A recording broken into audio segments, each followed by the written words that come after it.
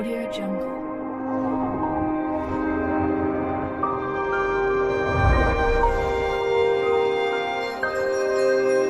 Audio Jungle.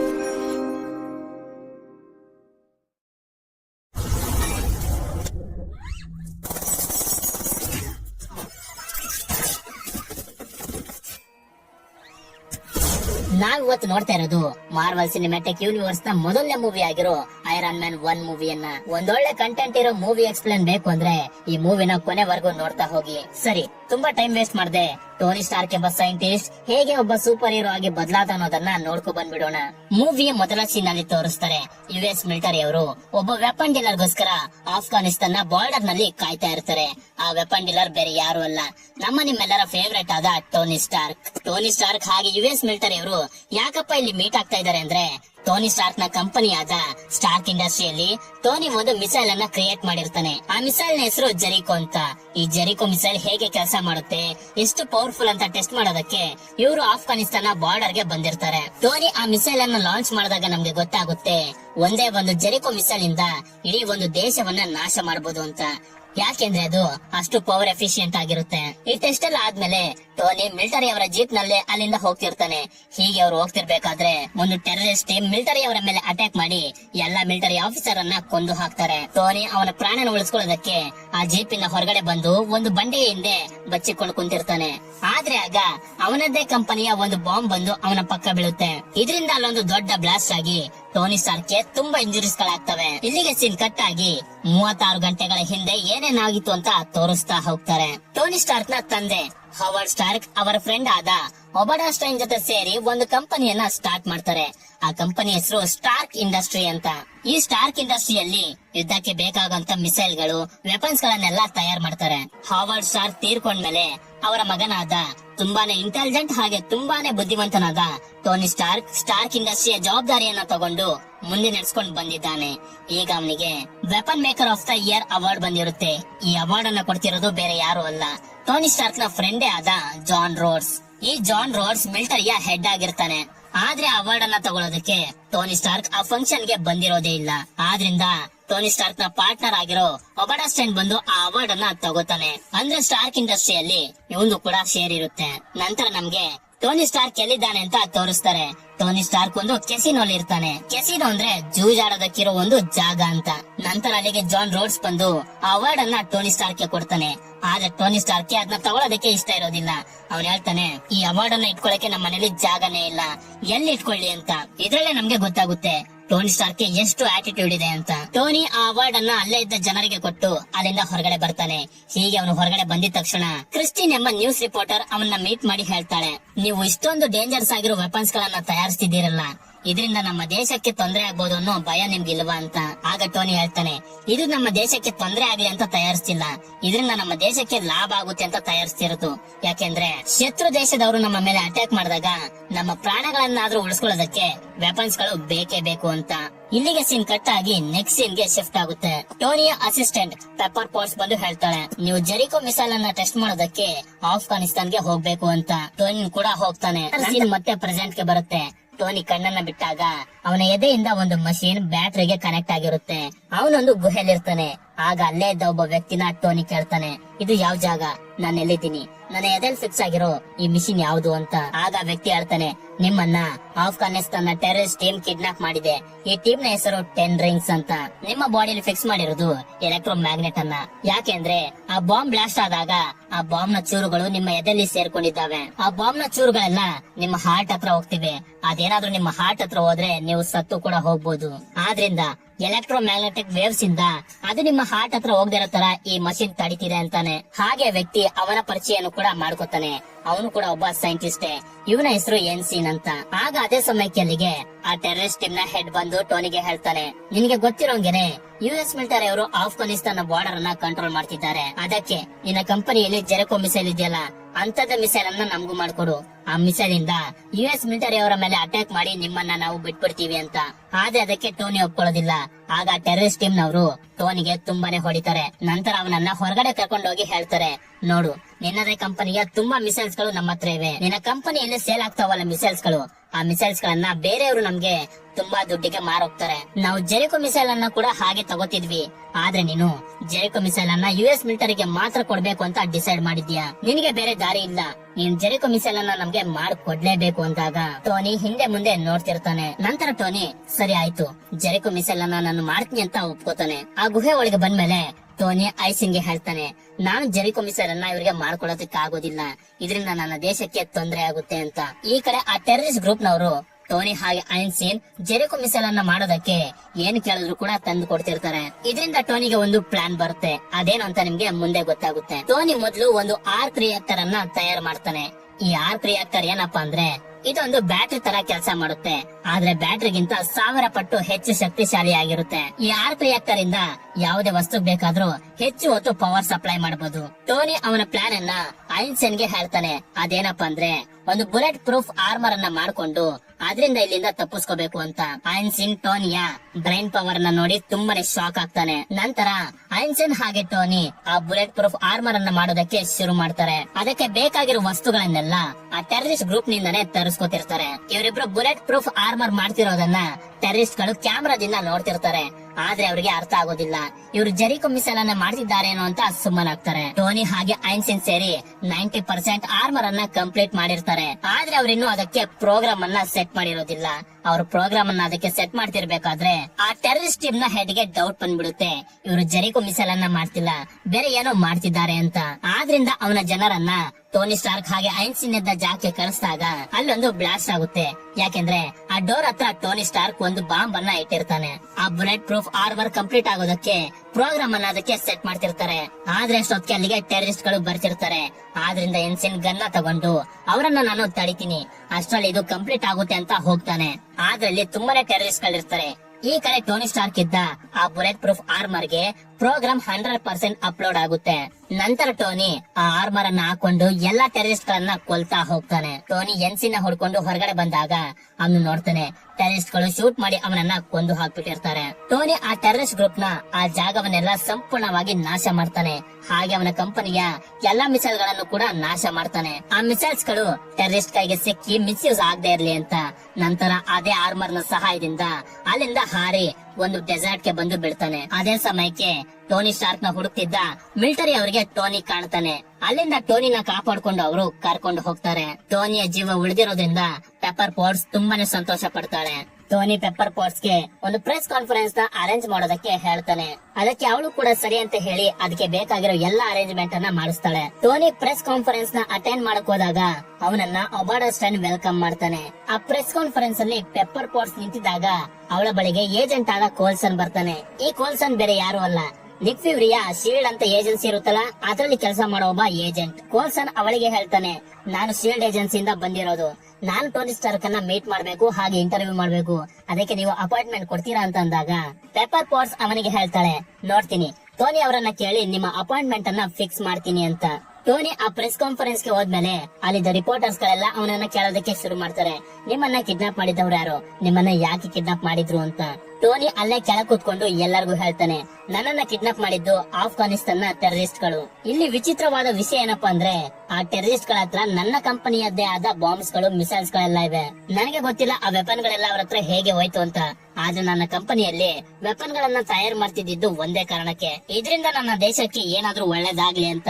ಆದ್ರೆ ಆ weapon ಗಳಿಂದ ನನ್ನ ದೇಶಕ್ಕೆ ಒಳ್ಳೇದಾಗ್ತಿಲ್ಲ, ಬದಲಾಗಿ ತುಂಬಾನೇ ಕೆಟ್ಟದಾಗ್ತಿದೆ. ಯಾಕೆಂದ್ರೆ ನನ್ನ ಕಂಪನಿಯ ವೆಪನ್ ಗಳನ್ನ ಯೂಸ್ ಮಾಡ್ಕೊಂಡು ಆ ಟೆರರಿಸ್ಟ್ ಗಳು ತುಂಬಾ ಅಮಾಯಕ ಜನರನ್ನ ಕೊಲ್ತಾ ಇದ್ದಾರೆ. ಅದಕ್ಕೆ ನಾನೊಂದು ಡಿಸೈಡ್ ಮಾಡಿದ್ದೀನಿ, ಇನ್ಮೇಲಿಂದ ನನ್ನ ಸ್ಟಾರ್ಕ್ ಇಂಡಸ್ಟ್ರಿಯಲ್ಲಿ ಯಾವುದೇ ತರದ ವೆಪನ್ ಗಳು ತಯಾರು ಮಾಡೋದಿಲ್ಲ. ಅಂದ್ರೆ ನಾವು ಸಂಪೂರ್ಣವಾಗಿ ಮ್ಯಾನುಫ್ಯಾಕ್ಚರ್ ಅನ್ನ ನಿಲ್ಲಿಸ್ಬಿಡ್ತೀವಿ. ಟೋನಿ ಈ ತರ ಅಂದಿದ ತಕ್ಷಣ ಅಲ್ಲಿದ್ದವರಿಗೆಲ್ಲ ತುಂಬಾನೇ ಶಾಕ್ ಆಗುತ್ತೆ. ನಂತರ ಪ್ರೆಸ್ ರಿಪೋರ್ಟರ್ಸ್ ಎಲ್ಲ ಟೋನಿಗೆ ಒಂದರ ಮೇಲೆ ಒಂದು ಕ್ವಶನ್ ಗಳನ್ನ ಕೇಳೋದಕ್ಕೆ ಶುರು ಮಾಡ್ತಾರೆ. ಆಗ ಅಲ್ಲೇ ಇದ್ದ ಒಬ್ಬ ಪ್ರೆಸ್ ರಿಪೋರ್ಟರ್ಸ್ ಗೆಲ್ಲ ಹೇಳ್ತಾನೆ, ನೀವೇನು ತಲೆ ಕೆಡ್ಸ್ಕೊಳಕ್ ಹೋಗ್ಬೇಡಿ, ಟೋನಿ ಈಗ ತಾನೇ ಟೆರರಿಸ್ಟ್ ಗಳಿಂದ ತಪ್ಪಿಸ್ಕೊಂಡ್ ಬಂದಿದ್ದಾನೆ, ಆದ್ರಿಂದ ಈ ತರ ಎಲ್ಲ ಮಾತಾಡ್ತಿದ್ದಾನೆ ಅಂತ ಹೇಳಿ ಟೋನಿ ಹಾಗೂ ಒಬಾಡಾ ಸ್ಟೈನ್ ಬೇರೆ ಜಾಗದಲ್ಲಿ ಸಪರೇಟ್ ಆಗಿ ಮೀಟ್ ಆಗ್ತಾರೆ. ಒಬಾಡಾ ಸ್ಟೈನ್ ಟೋನಿಗೆ ಹೇಳ್ತಾನೆ, ನೀನ್ ಏನ್ ಮಾಡಕ್ಕೆ ಹೊರಟಿದ್ಯಾ ಅಂತ ಗೊತ್ತಿದೆ ನಿನ್ಗೆ, ನೀನೇನಾದ್ರೂ ಕಂಪನಿಯಲ್ಲಿ ವೆಪನ್ ಮ್ಯಾನುಫ್ಯಾಕ್ಚರ್ ನ ನಿಲ್ಸ್ಬಿಟ್ರೆ ಬಿಸ್ನೆಸ್ ಅಲ್ಲಿ ನಾವು ಸಂಪೂರ್ಣವಾಗಿ ಮುಳುಗೋಗ್ತೀವಿ ಅಂದಾಗ ಟೋನಿ ಅವನಿಗೆ ಹೇಳ್ತಾನೆ, ನಿನಗೆ ಗೊತ್ತಿದ್ಯಾ ನಾವು ತಯಾರಿಸ್ತಿರೋ ವೆಪನ್ ಇಂದ ಎಷ್ಟು ಅಮಾಯಕ ಜನರ ಪ್ರಾಣ ಹೋಗ್ತಿದೆ ಅಂತ ಹೇಳಿ ಟೋನಿ ಸ್ಟಾರ್ಕ್ ತಯಾರಿಸಿದ್ದ ಆರ್ಕ್ ರಿಯಾಕ್ಟರ್ ಅನ್ನ ಅವನಿಗೆ ತೋರಿಸ್ತಾನೆ. ಈ ಆರ್ಕ್ ರಿಯಾಕ್ಟರ್ ನ ನೋಡಿ ಒಬಡಾ ಸ್ಟೈನ್ ತುಂಬಾ ಶಾಕ್ ಆಗ್ತಾನೆ. ಯಾಕೆಂದ್ರೆ ಹಾವರ್ಡ್ ಸ್ಟಾರ್ಕ್ ಹಾಗೆ ಒಬಡಾ ಸ್ಟೈನ್ ತುಂಬಾ ಕಾಲದ ಹಿಂದೆ ಆರ್ಕ್ ರಿಯಾಕ್ಟರ್ ನ ಮೇಲೆ ಕೆಲಸ ಮಾಡಿ ಒಂದು ದೊಡ್ಡ ಆರ್ಕ್ ರಿಯಾಕ್ಟರ್ ನ ಕಂಡು ಹಿಡಿದಿರ್ತಾರೆ. ಆದ್ರೆ ಅವರು ಟೋನಿ ಮಾಡಿರೋಷ್ಟು ಚಿಕ್ಕ ಆರ್ಕ್ ರಿಯಾಕ್ಟರ್ ನ ಮಾಡೋದಕ್ಕೆ ಆಗಿರೋದಿಲ್ಲ.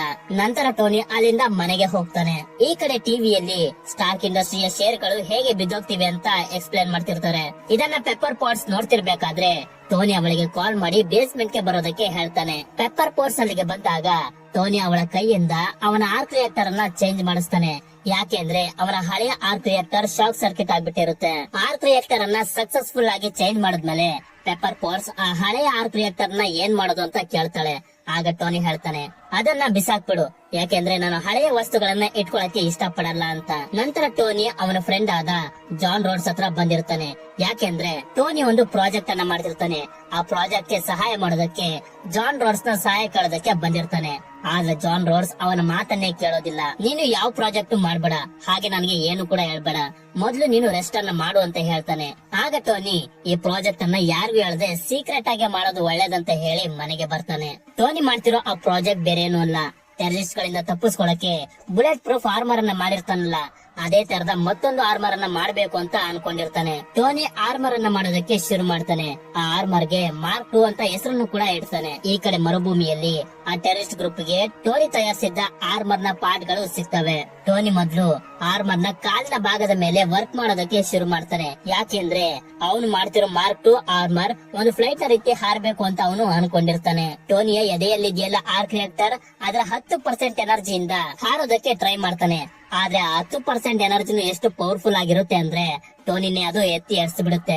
ಟೋನಿ ಅವನ ಸೇಫ್ಟಿಗೋಸ್ಕರ ಮಾರ್ಕ್ 2 ಆರ್ಮರ್ ಅಲ್ಲಿ ತುಂಬಾ ವೆಪನ್ ಗಳನ್ನ ಫಿಕ್ಸ್ ಮಾಡ್ಕೊತಾನೆ. ಟೋನಿ ಮನೆಗೆ ಒಬಡಾ ಸ್ಟೈನ್ ಬಂದು ಹೇಳ್ತಾನೆ, ನೀನು ವೆಪನ್ಸ್ ಗಳನ್ನ ಮಾಡೋದಿಲ್ಲ ಅಂತ ಹೇಳ್ದಾಗಿಂದನು ನಮ್ಮ ಕಂಪನಿಯ ಶೇರ್ ಗಳೆಲ್ಲ ಬಿದ್ದೋಗಿವೆ, ನಮ್ಮ ಕಂಪನಿ ನಿಧಾನವಾಗಿ ಮುಳುಗೋಗ್ತಿದೆ ಅಂದಾಗ ಟೋನಿ ಅದ್ರ ಬಗ್ಗೆ ತಲೆನೇ ಕೆಡ್ಸ್ಕೊಳ್ಳೋದಿಲ್ಲ.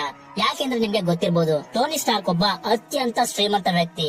ಅವನಿಗೆ ಈ ಕಂಪನಿ ಮುಚ್ಚೋದ್ರು ಒಂದೇ, ಮುಚ್ಚೋಗದೆ ಇದ್ರು ಒಂದೇನೆ. ನೀವೇನೇ ಹೇಳಿದ್ರು ನಮ್ಮ ಕಂಪನಿಯಲ್ಲಿ ಇನ್ಮೇಲೆ ಯಾವುದೇ ತರದ ವೆಪನ್ಸ್ ಗಳನ್ನ ನಾನು ಮ್ಯಾನುಫ್ಯಾಕ್ಚರ್ ಮಾಡಿಸೋದಿಲ್ಲ ಅಂತ ಹೇಳಿ ಟೋನಿ ಅಲ್ಲಿಂದ ಮತ್ತೆ ಬೇಸ್ಮೆಂಟ್ ಗೆ ಹೋಗ್ತಾನೆ. ಟೋನಿ ಮಾರ್ಕ್ 2 ಆರ್ಮರ್ ನ ಪಾರ್ಟ್ಸ್ ಗಳನ್ನ ಯೂಸ್ ಮಾಡ್ಕೊಂಡು ಹಾರೋದಕ್ಕೆ ಪ್ರಯತ್ನ ಪಡ್ತಾನೆ. ಈ ಸಲ ಹಿಂದೆ ಆದ ರೀತಿ ಯಾವುದೇ ಎಡವಟ್ಗಳು ಆಗೋದಿಲ್ಲ.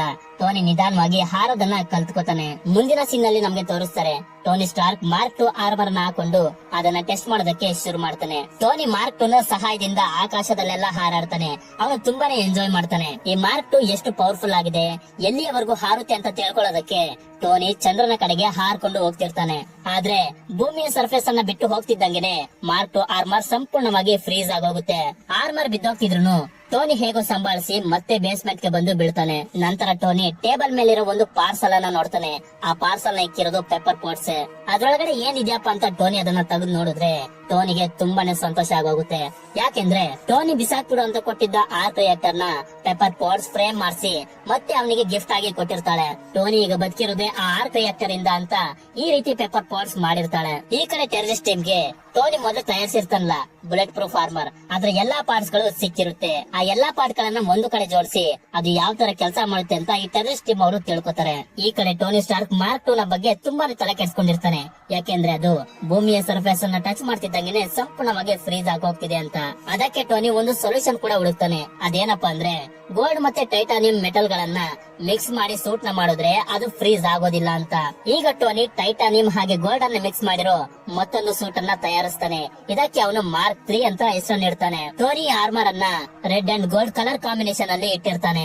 ನಂತರ ಟೋನಿ ಒಂದು ಪಾರ್ಟಿಗೆ ಹೋಗಿರ್ತಾನೆ. ಆ ಪಾರ್ಟಿಯಲ್ಲಿ ಅವನಿಗೆ ಕ್ರಿಸ್ಟಿನ್ ಸಿಗ್ತಾಳೆ. ಅವಳು ಸಿಕ್ಕಿ ಕೆಲವು ಫೋಟೋಗಳನ್ನ ಅವನಿಗೆ ತೋರಿಸ್ತಾಳೆ. ಆ ಫೋಟೋದ ಪ್ರಕಾರ ಸ್ಟಾರ್ಕ್ ಇಂಡಸ್ಟ್ರಿಯ ವೆಪನ್ ಗಳು ಇನ್ನೂ ಕೂಡ ಆ ಟೆರರಿಸ್ಟ್ ಗೆ ಸಪ್ಲೈ ಆಗ್ತಿರ್ತವೆ. ಆದ್ರೆ ಆ ವೆಪನ್ ಗಳನ್ನ ಟೆರರಿಸ್ಟ್ ಗೆ ಸಪ್ಲೈ ಮಾಡ್ತಿರೋದು ಯಾರು ಅಂತ ಟೋನಿಗೆ ಅರ್ಥ ಆಗೋದಿಲ್ಲ. ಆಗ ಅವನಿಗೆ ಡೌಟ್ ಬರೋದೆ ಒಬಡಾ ಸ್ಟೈನ್ ಮೇಲೆ. ಆಗ ಟೋನಿ ಒಬಡಾ ಸ್ಟೈನ್ ಹತ್ರ ಹೋಗಿ ಕೇಳ್ತಾನೆ, ಯಾಕೆ ನನ್ ಪರ್ಮಿಷನ್ ತಗೊಳ್ದೆ ವೆಪನ್ಸ್ ಗಳನ್ನ ಟೆರರಿಸ್ಟ್ ಗೆ ಸಪ್ಲೈ ಮಾಡ್ತಿದ್ಯಾ ಅಂತ. ಆಗ ಒಬಡಾ ಸ್ಟೈನ್ ಹೇಳ್ತಾನೆ, ನೀನೇನೋ ವೆಪನ್ ಗಳನ್ನ ಮ್ಯಾನುಫ್ಯಾಕ್ಚರ್ ಮಾಡೋದಿಲ್ಲ ಹಾಗೆ ಸಪ್ಲೈ ಮಾಡೋದಿಲ್ಲ ಅಂತ ಹೇಳ್ಬಿಟ್ಟೆ. ಆದ್ರೆ ನನ್ಗತಿ ಏನು, ಈ ಕಂಪನಿಯಲ್ಲಿ ನಂದು ಕೂಡ ಶೇರ್ ಇದೆ, ಇದೆಲ್ಲ ಬಿಸ್ನೆಸ್, ನೀನು ಅದ್ರ ಬಗ್ಗೆ ಹೆಚ್ಚಾಗಿ ತಲೆ ಕೆಡ್ಸ್ಕೊಳಕ್ ಹೋಗ್ಬೇಡ ಅಂತ ಹೇಳಿ ಅವನು ಅಲ್ಲಿಂದ ಹೊರಟೋಗ್ತಾನೆ. ಟೋನಿಗೆ ತುಂಬಾ ದೊಡ್ಡ ಶಾಕ್ ಆಗೋಗುತ್ತೆ. ಯಾಕೆಂದ್ರೆ ಒಬಡಾ ಸ್ಟೈನ್ ಇಷ್ಟು ದಿನ ಜೊತೆಲೆ ಇಟ್ಕೊಂಡು ಬೆನ್ನಿಗೆ ಚೂರಿ ಆಗ್ತಿದ್ದ ಅಂತ. ಟೋನಿಗೆ ಟಿವಿಯ ನ್ಯೂಸ್ ಇಂದ ಒಂದು ವಿಷಯ ಗೊತ್ತಾಗುತ್ತೆ. ಅದೇನಪ್ಪಾ ಅಂದ್ರೆ ಗುಲ್ಮಿರಾ ಎಂಬ ಜಾಗದಲ್ಲಿ ಆಫ್ಘಾನಿಸ್ತಾನ ಟೆರರಿಸ್ಟ್ ಗಳು ಸ್ಟಾರ್ಕ್ ಇಂಡಸ್ಟ್ರಿಯ ವೆಪನ್ ಗಳನ್ನ ಯೂಸ್ ಮಾಡ್ಕೊಂಡು ಅಮಾಯಕ ಜನರನ್ನ ಕೊಲ್ತಾ ಇದ್ದಾರೆ ಅಂತ. ಈ ವಿಷಯ ಟೋನಿಗೆ ಗೊತ್ತಾದ್ಮೇಲೆ ನಾನಿನ್ಮೇಲೆ ಸುಮ್ನೆ ಇದ್ರೆ ಅದು ಸರಿ ಹೋಗೋದಿಲ್ಲ ಅಂತ ಹೇಳಿ ಈಗಾಗ್ಲೇ ಅವನು ತಯಾರಿಸಿರೋ ಮಾರ್ಕ್ 3 ಆರ್ಮರ್ ನ ಹಾಕೊಂಡು ಆ ಗುಲ್ಮಿರಾ ಎಂಬ ಜಾಗಕ್ಕೆ ಹೋಗ್ತಾನೆ. ಹಾಗೆ ನಿಮ್ಗೆ ಮತ್ತೊಂದು ವಿಷಯವನ್ನೇ ಹೇಳ್ಬಿಡ್ತೀನಿ. ಮೂವಿಯ ಮೊದಲಲ್ಲಿ ಎನ್ಸಿನ್ ಎಂಬ ಸೈಂಟಿಸ್ಟ್ ಅನ್ನ ತೋರಿಸಿರ್ತಾರಲ್ಲ, ಆ ಸೈಂಟಿಸ್ಟ್ ಕೂಡ ಇದೇ ಗ್ರಾಮದವನು, ಅಂದ್ರೆ ಗುಲ್ಮಿರಾ ಗ್ರಾಮದವನು. ಆ ಟೆರರಿಸ್ಟ್ ಗ್ರೂಪ್ ನವರು ಎನ್ಸಿನ್ ಫ್ಯಾಮಿಲಿಯನ್ನ ಕೊಂದು ಹಾಕಿ ಎನ್ಸಿನ್ ನ ಬಂದಿ ಮಾಡಿ ಇಟ್ಕೊಂಡಿದ್ರು. ಟೋನಿ ಆ ಗುಲ್ಮಿರಾ ಗ್ರಾಮಕ್ಕೆ ಹೋಗಿದ ತಕ್ಷಣ ಅಲ್ಲಿದ್ದ ಟೆರರಿಸ್ಟ್ ಗಳನ್ನೆಲ್ಲ ಒಬ್ಬೊಬ್ಬರನ್ನೇ ಕೊಲ್ತಾ ಹೋಗ್ತಾನೆ. ಸೂಪರ್ ಮ್ಯಾನ್, ಸ್ಪೈಡರ್ ಮ್ಯಾನ್ ತರ ಫಿಸಿಕಲ್ ಆಗಿ ಸೂಪರ್ ಪವರ್ಸ್ ಗಳು ಇಲ್ಲದೆ ಇದ್ರು ಟೋನಿ ತನ್ನ ಮೈಂಡ್ ಪವರ್ ನಿಂದ ಜನರನ್ನ ಕಾಪಾಡೋ ಒಬ್ಬ ಸೂಪರ್ ಹೀರೋ ಆಗಿದ್ದಾನೆ. ನಂತರ ಟೋನಿ ಅಲ್ಲಿದ್ದ ಸ್ಟಾರ್ಕ್ ಇಂಡಸ್ಟ್ರಿಯ ಎಲ್ಲಾ ವೆಪನ್ ಗಳು, ಮಿಸೈಲ್ಸ್ ಗಳನ್ನ ಬ್ಲಾಸ್ಟ್ ಮಾಡ್ತಾನೆ. ಈ ತರ ಗುಲ್ಮಿರಾದಲ್ಲಿ ಟೋನಿ ಬ್ಲಾಸ್ಟ್ ಮಾಡಿದ್ದು ಯುಎಸ್ ಮಿಲಿಟರಿಯ ರೇಡಾರ್ ನಲ್ಲಿ ಡಿಟೆಕ್ಟ್ ಆಗುತ್ತೆ. ಆದ್ರಿಂದ ಯುಎಸ್ ಮಿಲಿಟರಿಯ 2 ಫೈಟರ್ ಜೆಟ್ ಗಳು ಟೋನಿನ ಫಾಲೋ ಮಾಡೋದಕ್ಕೆ ಶುರು ಮಾಡ್ತವೆ. ಹೀಗೆ ಹೋಗ್ತಿರ್ಬೇಕಾದ್ರೆ ಟೋನಿ ಒಂದು ಫೈಟರ್ ಜೆಟ್ ಗೆ ಕ್ರಾಶ್ ಆಗ್ಬಿಡ್ತಾನೆ. ಇದರಿಂದ ಆ ಫೈಟರ್ ಜೆಟ್ ಬ್ಲಾಸ್ಟ್ ಆಗಿ ಆ ಫ್ಲೈಟ್ ಅಲ್ಲಿ ಇದ್ದ ಪೈಲಟ್ ಕೆಳಗಡೆ ಬೀಳ್ತಿರ್ತಾನೆ. ಆಗ ಟೋನಿನೇ ಅವನನ್ನ ಕಾಪಾಡ್ತಾನೆ. ನಂತರ ಟೋನಿ ಜಾನ್ ರೋಡ್ಸ್ ಗೆ ಕಾಲ್ ಮಾಡಿ ಹೇಳ್ತಾನೆ, ಗುಲ್ಮಿರಾದಲ್ಲೇ ಬ್ಲಾಸ್ಟ್ ಮಾಡಿರೋದು ನಾನೇ, ಈಗ ನಿಮ್ಮ ಫ್ಲೈಟ್ ಮುಂದೆ ಹೋಗ್ತಿರೋದು ಕೂಡ ನಾನೇ ಅಂತ. ಇದನ್ನ ಕೇಳಿ ರೋಡ್ಸ್ ಗೆ ನಂಬೋದಕ್ಕೆ ಆಗೋದಿಲ್ಲ. ನೀನ್ ಏನ್ ಮಾಡಕ್ಕೆ ಹೊರಟಿದ್ಯಾ, ನೀನೇನು ಹುಚ್ಚಾನ ಅಂತ ಬೈತಾನೆ. ಜಾನ್ ರೋಡ್ಸ್ ಟೋನಿಯ ಹಿಂದೆ ಹೋಗ್ತಿದ್ದ ಫ್ಲೈಟರ್ ಜೆಟ್ ಅನ್ನ ವಾಪಸ್ ಕರ್ಕೋತಾನೆ. ಜಾನ್ ರೋಡ್ಸ್ ಇದೇ ವಿಷಯವನ್ನ ಪ್ರೆಸ್ ಮುಂದೆ ಬೇರೆ ತರನೇ ಹೇಳ್ತಾನೆ. ಅದೇನಂದ್ರೆ ಗುಲ್ಮಿರಾದಲ್ಲಿ ಬ್ಲಾಸ್ಟ್ ಮಾಡಿರೋದು ಆಫ್ಘಾನಿಸ್ತಾನ ಯಾವ್ದೋ ಶತ್ರು ದೇಶ ಇರಬೇಕು ಅಂತ. ಅಂದ್ರೆ ಜಾನ್ ರೋಡ್ಸ್ ಈ ವಿಷಯವನ್ನ ಇಲ್ಲಿಗೆ ಮುಚ್ಚಾಕ್ಬಿಡ್ತಾನೆ. ಮುಂದಿನ ಸೀನ್ ನಲ್ಲಿ ಒಬಡಾ ಸ್ಟ್ರೈನ್ ಆ ಆಫ್ಘಾನಿಸ್ತಾನ ಟೆರರಿಸ್ಟ್ ನ ಬಳಿ ಹೋಗೋದನ್ನ ತೋರಿಸ್ತಾರೆ. ಅಲ್ಲಿ ಆ ಟೆರರಿಸ್ಟ್ ಗ್ರೂಪ್ ನ ಲೀಡರ್ ಒಬಡಾ ಸ್ಟ್ರೈನ್ ಗೆ ಹೇಳ್ತಾನೆ, ಟೋನಿ ಸ್ಟಾರ್ಕ್ ತಯಾರಿಸಿದ್ದ ಆ ಬುಲೆಟ್ ಪ್ರೂಫ್ ಆರ್ಮರ್ ನಮ್ಗೆ ಸಿಕ್ಕಿದೆ, ನೀವೇನಾದ್ರೂ ನಮ್ಗೆ ದುಡ್ಡು ಕೊಡ್ತೀನಿ ಅಂತಂದ್ರೆ ಅದನ್ನ ನಾವು ನಿಮ್ಗೆ ಕೊಡ್ತೀವಿ, ಹಾಗೆ ಅದು ಹೇಗೆ ಕೆಲಸ ಮಾಡುತ್ತೆ ಅಂತಾನು ಕೂಡ ಹೇಳ್ತೀವಿ ಅಂದಾಗ ಒಬಡಾ ಸ್ಟ್ರೈನ್ ಅವನನ್ನ ಎದುರಿಸ್ತಾನೆ. ಜಾಸ್ತಿ ಮಾತಾಡಿದ್ರೆ ನಿನ್ನ ಹಾಗೆ ನಿನ್ನ ಈ ಟೆರರಿಸ್ಟ್ ಟೀಮ್ ಅನ್ನ ಇಲ್ಲೇ ಧ್ವಂಸ ಮಾಡಿ ಹೊರಟೋಗ್ತೀನಿ ಅಂತ. ಇದರಿಂದ ಆ ಟೆರರಿಸ್ಟ್ ಗ್ರೂಪ್ ನ ಲೀಡರ್ ಎದುರುಕೊಂಡು ಟೋನಿ ತಯಾರಿಸಿದ್ದ ಆ ಬುಲೆಟ್ ಪ್ರೂಫ್ ಆರ್ಮರ್ ಅನ್ನ ಒಬಡಾ ಸ್ಟ್ರೈನ್ ಗೆ ಕೊಟ್ಬಿಡ್ತಾನೆ. ನಂತರ ಸೀನ್ ಟೋನಿ ಸ್ಟಾರ್ಕ್ ಹಾಗೆ ಪೆಪ್ಪರ್ ಪಾಟ್ಸ್ ಕಡೆಗೆ ಶಿಫ್ಟ್ ಆಗುತ್ತೆ. ಟೋನಿ ಪೆಪ್ಪರ್ ಪಾಟ್ಸ್ ಗೆ ಹೇಳ್ತಾನೆ, ನೀನ್ ನನಗೋಸ್ಕರ ಒಂದು ಕೆಲಸನ ಮಾಡ್ಬೇಕು. ಅದೇನಂದ್ರೆ ಸ್ಟಾರ್ಕ್ ಇಂಡಸ್ಟ್ರಿಯ ಆಫೀಸ್ ನಲ್ಲಿ ಒಂದು ಕಂಪ್ಯೂಟರ್ ಇದೆ. ಆ ಕಂಪ್ಯೂಟರ್ ನೊಳಗಡೆ ವೆಪನ್ಸ್ ಗಳನ್ನ ಹೇಗೆ ಮಾಡೋದು, ಮಿಸೈಲ್ಸ್ ಗಳನ್ನ ಹೇಗೆ ಮಾಡೋದು ಅನ್ನೋ ಎಲ್ಲಾ ಬ್ಲೂ ಪ್ರಿಂಟ್ ಅದ್ರೊಳಗಡೆ ಇದೆ. ಆ ಎಲ್ಲಾ ಬ್ಲೂ ಪ್ರಿಂಟ್ ಅನ್ನ ಈ ಪೆನ್ ಡ್ರೈವ್ ಗೆ ಹಾಕಿ ನೀನ್ ನನ್ಗೆ ತಂದು ಕೊಡ್ಬೇಕು. ಯಾಕೆಂದ್ರೆ ಒಬಡಾ ಸ್ಟ್ರೈನ್ ಗೆ ಯಾರಾದ್ರೂ ಟೆರರಿಸ್ಟ್ ಗಳು ದುಡ್ಡನ್ನ ಕೊಡ್ತೀನಿ ಅಂದ್ರೆ ಅದನ್ನು ಕೂಡ ಮಾರ್ಕೊಳಕ್ಕೆ ಅವನು ಹಿಂದೆ ಮುಂದೆ ನೋಡೋದಿಲ್ಲ. ಈ ಕೆಲಸನ ನಾನೇ ಮಾಡಬಹುದಾಗಿತ್ತು, ಆದ್ರೆ ನಾನೇನಾದ್ರೂ ಆಫೀಸ್ಗೆ ಹೋಗ್ತಿದ್ದೀನಿ ಅಂತ ಒಬಡಾ ಸ್ಟ್ರೈನ್ ಗೆ ಗೊತ್ತಾದ್ರೆ ಆ ಬ್ಲೂ ಪ್ರಿಂಟ್ಸ್ ಗಳನ್ನೆಲ್ಲ ಅವನು ಮೊದ್ಲೇ ಮಾರ್ಕೊಬಿಡ್ತಾನೆ. ಅದಕ್ಕೇನೆ ನೀನ್ ಹೋದ್ರೆ ಯಾರಿಗೂ ಕೂಡ ಡೌಟ್ ಬರೋದಿಲ್ಲ, ನನಗೋಸ್ಕರ ಈ ಒಂದು ಕೆಲಸನ ಮಾಡ್ಕೊಡ್ತೀಯ ಅಂದಾಗ ಅದಕ್ಕೆ ಪೆಪ್ಪರ್ ಪಾಟ್ಸ್ ಒಪ್ಕೊಳ್ಳೋದಿಲ್ಲ. ಆಗ ಟೋನಿ ಹೇಳ್ತಾನೆ, ನಾನು ವೆಪನ್ಸ್ ಗಳನ್ನ ಮಿಸೈಲ್ಸ್ ಗಳನ್ನ ಮಾಡಿ ಜನರ ಸಾವಿಗೆ ಕಾರಣವಾದಾಗ ನೀನು ನನಗೆ ಸಪೋರ್ಟ್ ಮಾಡಿದೆ. ಈಗ ನಾನು ನನ್ನಿಂದ ಯಾವುದೇ ಪ್ರಾಣಗಳು ಹೋಗ್ಬಾರ್ದು ಅಂತ ಕಷ್ಟ ಪಡ್ತಿರ್ಬೇಕಾದ್ರೆ ನೀನ್ ನನಗೆ ಸಹಾಯ ಮಾಡ್ತಿಲ್ಲ. ನಿನ್ನ ಬಿಟ್ಟು ಬೇರೆ ಇನ್ಯಾರನ್ನ ಕೇಳಲಿ, ಈ ಪ್ರಪಂಚದಲ್ಲಿ ನಿನ್ನ ಬಿಟ್ರೆ ಇನ್ಯಾರು ನನ್ಗೆ ಇದ್ದಾರೆ ಅಂದಾಗ ಇವನ ಈ ಮಾತನ್ನ ಕೇಳಿ ಪೆಪ್ಪರ್ ಪಾಟ್ಸ್ ಅವನಿಗೆ ಹೇಳ್ತಾಳೆ, ನನಗೂ ಕೂಡ ಈ ಪ್ರಪಂಚದಲ್ಲಿ ನಿನ್ನ ಬಿಟ್ರೆ ಇನ್ಯಾರು ಇಲ್ಲ ಅಂತ ಹೇಳಿ ಆ ಕೆಲಸವನ್ನ ಮಾಡೋದಕ್ಕೆ ಒಪ್ಕೋತಾಳೆ. ನಂತರ Pepper Potts Stark industry office ಗೆ ಬಂದು ಅಲ್ಲಿದ್ದ ಬ್ಲೂ ಪ್ರಿಂಟ್ ಗಳನ್ನೆಲ್ಲ ಪೆನ್ ಡ್ರೈವ್ ಗೆ ಟ್ರಾನ್ಸ್ಫರ್ ಮಾಡ್ಕೋತಿರ್ತಾಳೆ. ಹೀಗೆ ಅವಳು ಟ್ರಾನ್ಸ್ಫರ್ ಅನ್ನ ಮಾಡ್ಕೋತಿರ್ಬೇಕಾದ್ರೆ ಅವಳಿಗೆ ಒಂದು ವಿಡಿಯೋ ಸಿಗುತ್ತೆ. ಆ ವಿಡಿಯೋನ ನೋಡಿ ಅವಳು ತುಂಬಾನೇ ಶಾಕ್ ಆಗಿ ಹೋಗ್ತಾಳೆ. ಯಾಕೆಂದ್ರೆ ಆ ವಿಡಿಯೋ ಬೇರೆ ಏನೂ ಅಲ್ಲ, ಟೆರರಿಸ್ಟ್ ಗಳು ಟೋನಿ ಸ್ಟಾರ್ಕ್ ನ ಕಿಡ್ನಾಪ್ ಮಾಡಿರೋ ವಿಡಿಯೋ ಆಗಿರುತ್ತೆ. ಈ ವಿಡಿಯೋನ ನೋಡಿ ಶಾಕ್ ಆಗೋದಕ್ಕೆ ಕಾರಣ ಏನಪ್ಪಾ ಅಂದ್ರೆ ಈ ವಿಡಿಯೋ ಎಲ್ಲೂ ಕೂಡ ರಿಲೀಸ್ ಆಗಿರೋದಿಲ್ಲ, ಒಬಡಾ ಸ್ಟಾರ್ಕ್ ನ ಈ ಕಂಪ್ಯೂಟರ್ ಅಲ್ಲಿ ಮಾತ್ರ ಇರುತ್ತೆ. ಅಂದ್ರೆ ಟೆರರಿಸ್ಟ್ ಗಳಿಗೆ ಹೇಳಿ ಟೋನಿ ಸ್ಟಾರ್ಕ್ ನ ಕಿಡ್ನಾಪ್ ಮಾಡಿಸಿದ್ದು ಬೇರೆ ಯಾರು ಅಲ್ಲ, ಅದು ಒಬಡಾ ಸ್ಟ್ರೈನ್. ಹೀಗೆ ಅವಳು ಫೈಲ್ ಗಳನ್ನೆಲ್ಲ ಟ್ರಾನ್ಸ್ಫರ್ ಮಾಡ್ಕೋತಿರ್ಬೇಕಾದ್ರೆ ಅಲ್ಲಿಗೆ ಒಬಡಾ ಸ್ಟ್ರೈನ್ ಬಂದ್ಬಿಡ್ತಾನೆ. ಪೆಪ್ಪರ್ ಪಾಟ್ಸ್ ಆ ಫೈಲ್ ಗಳೆಲ್ಲ ಟ್ರಾನ್ಸ್ಫರ್ ಆದ್ಮೇಲೆ ಒಬಡಾ ಸ್ಟ್ರೈನ್ ಗೆ ಗೊತ್ತಿಲ್ಲದೆ ಇರೋ ರೀತಿ ಆ ಪೆನ್ ಡ್ರೈವ್ ನ ತಗೊಂಡು ಅಲ್ಲಿಂದ ಹೊರಗಡೆ ಬರ್ತಾಳೆ. ಇವಳು ಈ ರೀತಿ ಗಾಬರಿಯಿಂದ ಹೊರಗಡೆ ಹೋಗ್ತಿರೋದನ್ನ ನೋಡಿ ಒಬಡಾ ಸ್ಟ್ರೈನ್ ಗೆ ಡೌಟ್ ಬರುತ್ತೆ. ಆದ್ರಿಂದ ಅವನು ಕಂಪ್ಯೂಟರ್ ಅಲ್ಲಿ ಚೆಕ್ ಮಾಡಿದಾಗ ಅವನಿಗೆ ಗೊತ್ತಾಗುತ್ತೆ ಪೆಪ್ಪರ್ ಪಾಟ್ಸ್ ಎಲ್ಲಾ ಫೈಲ್ ಗಳನ್ನ ಡೌನ್ಲೋಡ್ ಮಾಡ್ಕೊಂಡು ಹೊರಟೋಗಿದ್ದಾಳೆ ಅಂತ. ಪೆಪ್ಪರ್ ಪಾಟ್ಸ್ ಅಲ್ಲಿಂದ ಹೊರಗಡೆ ಬರ್ತಿರ್ಬೇಕಾದ್ರೆ ಶೀಲ್ಡ್ ಏಜೆಂಟ್ ಆದ ಕೋಲ್ಸನ್ ಅಲ್ಲಿ ಇರ್ತಾನೆ. ಆಗ ಪೆಪ್ಪರ್ ಪಾಟ್ಸ್ ಅವನಿಗೆ ಹೇಳ್ತಾಳೆ, ನೀವು ಟೋನಿ ಸ್ಟಾರ್ಕ್ ಮೀಟ್ ಮಾಡ್ಬೇಕು ಅಂತಿದ್ರಿ ಅಲ್ವಾ, ಬನ್ನಿ ನಾನು ಮೀಟ್ ಮಾಡಿಸ್ತೀನಿ ಅಂತ. ಇದನ್ನ ಮೇಲ್ ನಿಂತ್ಕೊಂಡು ಒಬಡಾ ಸ್ಟ್ರೈನ್ ಕೂಡ ನೋಡ್ತಿರ್ತಾನೆ. ನಂತರ ಅವನು ಒಂದು ಲ್ಯಾಬ್ ಗೆ ಬಂದು ಅಲ್ಲಿದ್ದ ಸೈಂಟಿಸ್ಟ್ ಗಳಿಗೆ ಕೇಳ್ತಾನೆ, ನೀವಿನ್ನೂ ಅದನ್ನ ಕಂಪ್ಲೀಟ್ ಮಾಡ್ಲಿಲ್ವಾ ಅಂತ. ಇಲ್ಲಿ ಒಬಡಾ ಸ್ಟ್ರೈನ್ ಮಾತಾಡ್ತಿರೋದು ಏನ್ರ ಬಗ್ಗೆನಪ್ಪ ಅಂದ್ರೆ ಟೋನಿ ಸ್ಟಾರ್ಕ್ ತಯಾರಿಸಿದ್ದಾನಲ್ಲ ಚಿಕ್ಕ ಆರ್ಕ್ ರಿಯಾಕ್ಟರ್, ಅಂತದ್ದೇ ಆರ್ಕ್ ರಿಯಾಕ್ಟರ್ ಅನ್ನ ಈ ಸೈಂಟಿಸ್ಟ್ ಗಳಿಗೂ ಕೂಡ ತಯಾರಿಸೋದಕ್ಕೆ ಹೇಳಿರ್ತಾನೆ. ಯಾಕಪ್ಪ ಇವನ್ಗೆ ಆರ್ಕ್ ರಿಯಾಕ್ಟರ್ ಅಂತ ಕೇಳಿದ್ರೆ ಹೇಳ್ತೀನಿ ಕೇಳಿ. ಆ ಟೆರರಿಸ್ಟ್ ಟೀಮ್ ನಿಂದ ಈಸ್ಕೊ ಬಂದಿರ್ತಾನಲ್ಲ ಟೋನಿ ತಯಾರಿಸಿದ್ದ ಬುಲೆಟ್ ಪ್ರೂಫ್ ಆರ್ಮರ್ ಅನ್ನ, ಆ ಆರ್ಮರ್ ಅನ್ನ ಮತ್ತೆ ರೀಕ್ರಿಯೇಟ್ ಮಾಡಿ ಟೋನಿ ಸ್ಟಾರ್ಕ್ ಅನ್ನು ಸೋಲಿಸಬೇಕು ಅಂತ ಅವನು ಅನ್ಕೊಂಡಿರ್ತಾನೆ. ಯಾಕೆಂದ್ರೆ ಅವನಿಗೆ ಗೊತ್ತಿತ್ತು ಗುಲ್ಮಿರಾದಲ್ಲಿ ಬ್ಲಾಸ್ಟ್ ಮಾಡಿದ್ದು ಬೇರೆ ಯಾರು ಅಲ್ಲ, ಐರನ್ ಮ್ಯಾನ್ ಸೂಟ್ ನಲ್ಲಿದ್ದ ಟೋನಿ ಸ್ಟಾರ್ಕ್ ಅಂತ. ಅದಕ್ಕೆ ಅವನು ಕೂಡ ಅಂತದ್ದೇ ಒಂದು ಸೂಟ್ ಮಾಡ್ಕೋಬೇಕು ಅಂತ ಅನ್ಕೊಂಡಿರ್ತಾನೆ. ಪೆಪ್ಪರ್ ಪಾಟ್ಸ್ ಟೋನಿಗೆ ಕಾಲ್ ಮಾಡ್ತಿರ್ತಾಳೆ. ಅವ್ನು ಇನ್ನೇನು ಕಾಲ್ ಅನ್ನ ಪಿಕ್ ಮಾಡ್ಬೇಕು ಅನ್ನೋಷ್ಟರಲ್ಲಿ ಅಲ್ಲಿಗೆ ಒಬಡಾ ಸ್ಟ್ರೈನ್ ಬಂದು ಒಂದು ಮಷೀನ್ ಇಂದ ಟೋನಿಗೆ ಶಾಕ್ ಕೊಡ್ತಾನೆ. ಒಬಾಡ ಸ್ಟೈನ್ ಟೋನಿಗೆ ಶಾಕ್ ಕೊಟ್ನಲ್ಲ, ಆ ಮಷೀನ್ ಇಂದ ಯಾರಿಗೆ ಬೇಕಾದ್ರೂ ಯಾವುದೇ ಕಾಯಿಲೆಯನ್ನ ಅವರ ಬಾಡಿ ಒಳಗೆ ಹಾಕ್ಬೋದು. ಆ ಮಷೀನ್ ಅನ್ನು ಕೂಡ ಕಂಡು ಹಿಡಿದಿರೋದು ಟೋನಿನೇ, ಆದ್ರೆ ಅದನ್ನ ಪಬ್ಲಿಕ್ ಗೆ ರಿಲೀಸ್ ಮಾಡಿರೋದಿಲ್ಲ ಅಷ್ಟೇ. ಒಬಾಡ ಸ್ಟೈನ್ ಟೋನಿಯ ಎದೆಯಲ್ಲಿದ್ದ ಆರ್ಕ್ ರಿಯಾಕ್ಟರ್ ನ ತಗೊಂಡು ಅಲ್ಲಿಂದ ಹೊರಟೋಗ್ತಾನೆ. ಈ ಕಡೆ ಪೆಪ್ಪರ್ ಪಾಟ್ಸ್ ಜಾನ್ ರೋಡ್ಸ್ ಗೆ ಕಾಲ್ ಮಾಡಿ ಹೇಳ್ತಾಳೆ, ನಾನು ಆಗಿಂದ ಟೋನಿಗೆ ಕಾಲ್ ಮಾಡ್ತಾನೆ ಇದೀನಿ, ಆದ್ರೆ ಅವರು ಪಿಕ್ ಮಾಡ್ತಿಲ್ಲ. ನಾನು ಏಜೆಂಟ್ ಕೋಲ್ಸನ್ ಜೊತೆ ಒಬಾಡ ಸ್ಟೈನ್ ನ ಅರೆಸ್ಟ್ ಮಾಡಿಸೋದಕ್ಕೆ ಹೋಗ್ತಿದ್ದೀನಿ, ಈ ವಿಷಯನ ನೀವು ಟೋನಿಗೆ ಹೇಳ್ಬಿಡಿ ಅಂತ ಹೇಳ್ತಾಳೆ. ಈ ಕಡೆ ಟೋನಿಗೆ ಅವನ ಎದೆಯಲ್ಲಿ ಆರ್ಕ್ ರಿಯಾಕ್ಟರ್ ಇಲ್ದೇ ಇರೋದ್ರಿಂದ ಅವನ ಕೈಲಿ ಉಸಿರಾಡೋದಕ್ಕೆ ಕೂಡ ಆಗ್ತಿರೋದಿಲ್ಲ. ಆಗ ಅವನು ಪೆಪ್ಪರ್ ಪಾಟ್ಸ್ ಕೊಟ್ಟಿದ್ದ ಹಳೆಯ ಆರ್ಕ್ ರಿಯಾಕ್ಟರ್ ನೇ ಹಾಕೊಳ್ಳೋದಕ್ಕೆ ಹೋಗ್ತಿರ್ತಾನೆ, ಆದ್ರೆ ಅವನ ಕೈಲಿ ಆಗೋದಿಲ್ಲ. ಅವನು ಪ್ರಜ್ಞೆ ತಪ್ಪಿ ಬಿದ್ದೋಗ್ತಾ ಇರ್ತಾನೆ. ಆಗ ಅಲ್ಲೇ ಇದ್ದ ಒಂದು ರೋಬೋಟ್ ಆರ್ಕ್ ರಿಯಾಕ್ಟರ್ ನ ಟೋನಿಗೆ ಕೊಡುತ್ತೆ. ಈ ಕಡೆ ಒಬಾಡ ಸ್ಟೈನ್ ನ ತೋರಿಸ್ತಾರೆ. ಟೋನಿ ಸ್ಟಾರ್ಕ್ ಇಂದ ತಂದಿದ್ದ ಆ ಆರ್ಕ್ ರಿಯಾಕ್ಟರ್ ಅನ್ನ ಅವನು ರೀಕ್ರಿಯೇಟ್ ಮಾಡಿರೋ ಆರ್ಮರ್ ಒಳಗಡೆ ಫಿಟ್ ಮಾಡ್ತಾನೆ. ಆ ಆರ್ಮರ್ ಗೆ ಒಂದು ಹೊಸ ಹೆಸರನ್ನು ಕೂಡ ಕೊಡ್ತಾನೆ, ಅದೇನಪ್ಪಾ ಅಂದ್ರೆ ಐರನ್ ಮಾಂಗರ್ ಅಂತ. ಈ ಕಡೆ ಟೋನಿ ಸ್ಟಾರ್ಕ್ ನ ತೋರಿಸ್ತಾರೆ. ಟೋನಿ ಆ ಆರ್ಕ್ ರಿಯಾಕ್ಟರ್ ನ ಹಾಕೊಂಡಿದ್ರು ಕೂಡ ಪ್ರಜ್ಞೆ ತಪ್ಪಿ ಬಿದ್ದೋಗಿರ್ತಾನೆ. ಆಗ ಅದೇ ಸಮಯಕ್ಕೆ ಜಾನ್ ರೋಡ್ಸ್ ಬರ್ತಾನೆ, ಟೋನಿನ ಎದ್ದೇಳಿಸ್ತಾನೆ. ಟೋನಿ ಎದ್ದ ತಕ್ಷಣ ಮಾರ್ಕ್ 3 ಆರ್ಮರ್ ನ ಹಾಕೊಂಡು ಒಬಾಡ ಸ್ಟೈನ್ ನ ವಿಚಾರಿಸ್ಕೊಳ್ಳಕ್ಕೆ ಹೋಗ್ತಾನೆ. ಪೆಪ್ಪರ್ ಪಾಟ್ಸ್ ಏಜೆಂಟ್ ಕೋಲ್ಸನ್ ನ ಜೊತೆ ಒಬಾಡ ಸ್ಟೈನ್ ನ ಅರೆಸ್ಟ್ ಮಾಡಿಸೋದಕ್ಕೆ ಬಂದಿರ್ತಾಳೆ. ಇದನ್ನ ಒಬಾಡ ಸ್ಟೈನ್ ಕೂಡ ಕ್ಯಾಮರಾದಲ್ಲಿ ನೋಡ್ತಾನೆ. ಆದ್ರಿಂದ ಅವನು ಅವನ ಐರನ್ ಮಾಂಗರ್ ಸೂಟ್ ಅನ್ನ ಹಾಕೊಂಡು ಅವರ ಮೇಲೆಲ್ಲ ಅಟ್ಯಾಕ್ ಮಾಡೋದಕ್ಕೆ ಶುರು ಮಾಡ್ತಾನೆ. ಆಗ ಅದೇ ಸಮಯಕ್ಕೆ ಅಲ್ಲಿ ಎಂಟ್ರಿ ಆಗೋದು ಟೋನಿ ಸ್ಟಾರ್ಕ್. ಟೋನಿ ಹಾಗೆ ಒಬಾಡ ಸ್ಟೈನ್ ಮಧ್ಯೆ ಒಂದು ದೊಡ್ಡ ಫೈಟ್ ನಡೆಯುತ್ತೆ. ಅವ್ರು ರೋಡ್ ಅಲ್ಲೆಲ್ಲ ಫೈಟ್ ಮಾಡೋದಕ್ಕೆ ಶುರು ಮಾಡ್ತಾರೆ. ಹೀಗೆ ಇವರಿಬ್ರು ಫೈಟ್ ಮಾಡ್ತಾ ಮಾಡ್ತಾ ಒಬಾಡ ಸ್ಟೈನ್ ಟೋನಿ ಸ್ಟಾರ್ಕ್ ನ ಇನ್ನೇನು ಕೊಲ್ಬೇಕು ಅನ್ನೋಷ್ಟರಲ್ಲಿ ಟೋನಿ ಪೆಪ್ಪರ್ ನ ಕಾಂಟ್ಯಾಕ್ಟ್ ಮಾಡಿ ಹೇಳ್ತಾನೆ, ನಾನ್ ಹೇಳಿದಾಗ ಕೆಳಗಡೆ ಲ್ಯಾಬ್ ಅಲ್ಲಿರೋ ದೊಡ್ಡ ಆರ್ಕ್ ರಿಯಾಕ್ಟರ್ ಅನ್ನ ಆಕ್ಟಿವೇಟ್ ಮಾಡು ಅಂತ. ಇದೇ ದೊಡ್ಡ ಆರ್ಕ್ ರಿಯಾಕ್ಟರ್ ಅನ್ನ ಹಾವರ್ಡ್ ಸ್ಟಾರ್ಕ್ ಹಾಗೆ ಒಬಾಡ ಸ್ಟೈನ್ ಮಾಡಿದ್ದು. ಒಬಾಡ ಸ್ಟೈನ್ ಟೋನಿ ಸ್ಟಾರ್ಕ್ ನ ಕೊಲ್ಲೋದಕ್ಕೆ ಹತ್ರ ಬರ್ತಿದ್ದಂಗೆನೆ ಟೋನಿ ಪೆಪ್ಪರ್ ನ ಕಾಂಟ್ಯಾಕ್ಟ್ ಮಾಡಿ ಆ ಆರ್ಕ್ ರಿಯಾಕ್ಟರ್ ನ ಆಕ್ಟಿವೇಟ್ ಮಾಡೋದಕ್ಕೆ ಹೇಳ್ತಾನೆ.